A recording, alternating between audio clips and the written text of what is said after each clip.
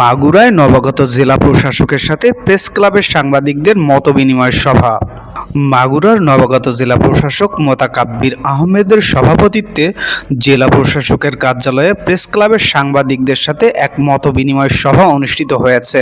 সোমবার সকাল 10:30 এই মতবিনিময় সভা অনুষ্ঠিত হয়। এ সময় বক্তব্য রাখেন অতিরিক্ত জেলা প্রশাসক আব্দুল কাদের, জেলা তথ্য অফিসার পাভেল দাস, নির্বাহী ম্যাজিস্ট্রেট আমিরুল ইসলাম।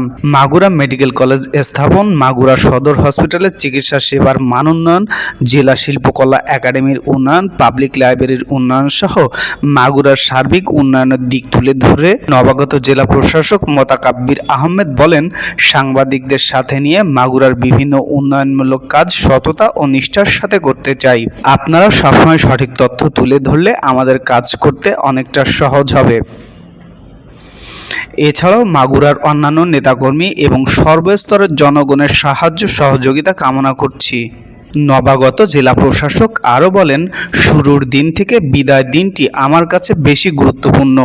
আমি যেন সবার সাথে সম্মানের সাথে বিদায় নিতে পারি সে চেষ্টা করে যাব। কর্মজীবনে বিভিন্ন স্টেশনে কাজ করার অভিজ্ঞতা রয়েছে।